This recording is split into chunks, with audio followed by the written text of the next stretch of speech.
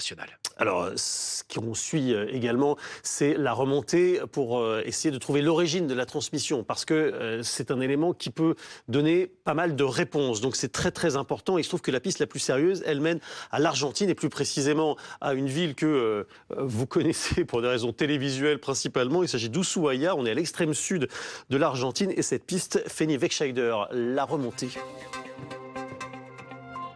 Et vous remontez la piste vers une décharge. On commence par l'identification de ce qu'on appelle, on a l'habitude maintenant de cette expression depuis le Covid, le ou les patients zéro. Le patient par lequel tout est parti a priori. Ce serait cet individu, Léo Schilperode, un homme d'origine néerlandaise, ornithologue à la retraite, âgé de 70 ans.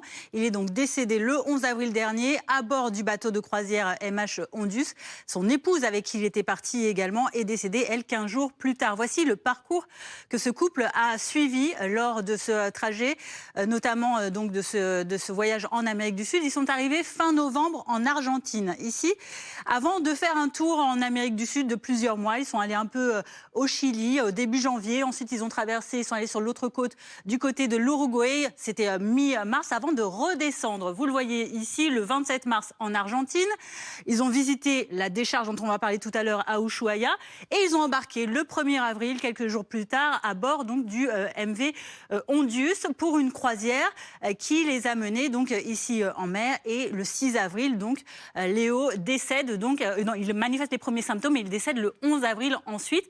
Son corps est débarqué sur l'île britannique de Sainte-Hélène, vous voyez, en plein milieu de l'océan Atlantique. Voici pour leur parcours. Et justement, sur l'une des étapes de ce parcours, on va s'y arrêter plus précisément, parce que c'est peut-être là que tout s'est joué. Il s'agit de cette fameuse décharge dont vous nous avez parlé. Oui, cette décharge qui est située à moins d'une dizaine de kilomètres de la ville d'Ushuaia, peuplée de 80 000 habitants. Une décharge, vous le voyez, à ciel ouvert partiellement, avec plusieurs strates, plusieurs couches de déchets, et qui attire donc beaucoup d'oiseaux, des charognards notamment, des oiseaux donc, qui mangent des proies décédées. Vous les voyez ici à l'œuvre. C'est un site particulièrement apprécié justement des ornithologues pour cette raison. Il y a surtout des espèces spécifiques à la région, donc ici à l'Argentine et au Chili, notamment ce caracal à gorge blanche, ou caracal de Darwin, que le couple de Hollandais était venu observer ici sur ce site, parce qu'il y a ces petits chemins de terre qui longent donc ce grillage et qui permettent à mi-distance quand même d'observer ces oiseaux. Certains scientifiques s'orientent vers cette piste comme le début de cette contamination à l'hantavirus, puisque des rongeurs vecteurs du virus pourraient également y être présents. Peut-être là que tout s'est joué. Fanny, merci beaucoup. Olivier Bouchot est avec nous, infectiologue. Bonjour, merci de nous répondre. Est-ce que cette piste de la déchetterie d'Ushuaia, elle vous semble crédible à vous ou pas ?